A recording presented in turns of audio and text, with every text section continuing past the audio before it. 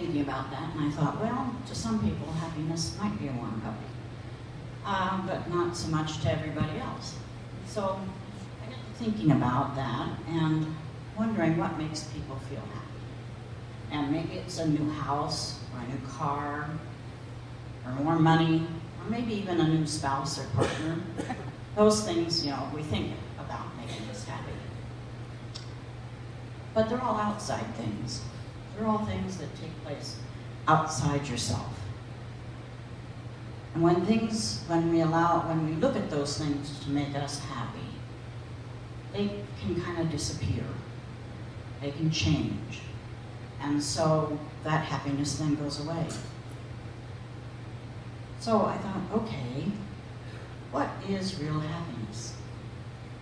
Now, His Holiness the Dalai Lama says, the ultimate source of happiness is within us. That's really pretty perfect. Ernest Holmes also says, happiness is a state of inner peace, a consciousness of the goodness of God. So it's in here. It's all ours. We can make it happen. We don't have to depend on anybody or anything. That's the beauty of it all. So, how does it work? How do we develop that happiness from within? Well, for me, I got to thinking, there were three things that really stood out. One was present moment living. Louise Hay says that your point of power is in the now. Right here, right now. Everything is beautiful. The sun is shining. You're sitting here in a warm, mostly warm church.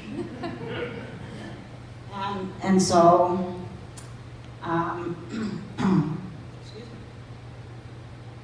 What we want to do is remember to stay in the present. Our past, you can't change it. It's there, it's permanently there. You cannot change whatever happened in the past. So when you find yourself thinking thoughts that take you back to the past and make you feel bad by thinking them, change your thought. That's what we're all about here. Ernest Holmes says it many times, and many other spiritual leaders say it, change your thinking, change your life. So when you find yourself thinking thoughts that don't make you feel good, don't do that. Stop and change your thinking. Think a thought that makes you feel good. That's what's important to do. Let's see. And then sometimes we worry about the future. What's going to happen tomorrow? We have no idea what's going to happen tomorrow. It's really an unsolvable mystery. And so once again, when you start that worry mode about tomorrow, stop. Stop and bring it back to the present. In the present moment, you're fine. All is well. The second thing that I thought about is forgiveness. If we're carrying around a lot of stuff from previous interactions with people, 10 minutes ago or 10 years ago or maybe even longer, we're packing around a bunch of stuff that isn't important. It doesn't serve us. So in order to get rid of that, we need to forgive. Forgive that person, place, or thing that created the situation. Forgive ourselves. That's big. Forgive ourselves for holding on to that and not allowing ourselves to enjoy life because of what happened back then that we can't change. So there's lots of books written about forgiveness. But one of the best practices I find is to every day as you go to bed, forgive. Forgive whatever happened that day. You can do it twice a day. You can maybe sometimes there's hourly. You need to give that forgiveness. recognize that things are the way they are, and you can be happy. And in fact, whatever happened brought you to where you are today.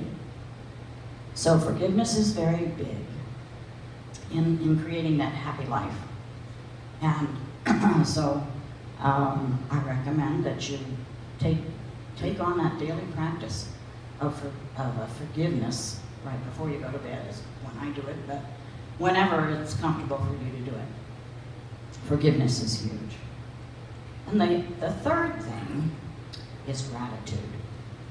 Being grateful for all that we have, the beauty of the world we live in, the warm bed that we slept in last night, the breakfast, the cup of coffee. As I was having my coffee this morning, I thought, I'm really grateful for this cup of coffee. The little things in life. We're always going to be grateful for, if somebody gives us an unexpected check or something like that, but just for looking out for the little things in life, the smile, the person who let you in on the freeway, all of that. I'm going to read to you what Ernest Holmes has to say about gratitude. I ran across this morning when I was reading. He says, "In everything give thanks. An attitude of gratitude is most salutary and bespeaks the realization that we are now in heaven. How we love to do for those who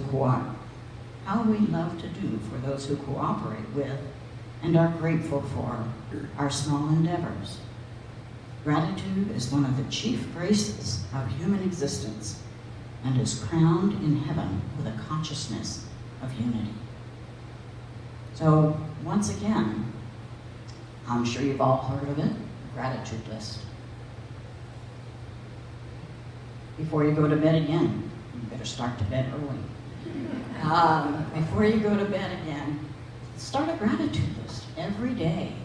List 5 things that you're grateful for that happened that day. And soon you'll just be feeling so happy because there is so much to be grateful for. It's our personal choice. It's our personal choice to be happy. Nobody can do it for us, just us. And as we learn to live in the moment, to forgive, and to feel grateful, we're really being kind to ourselves. That's what it's all about.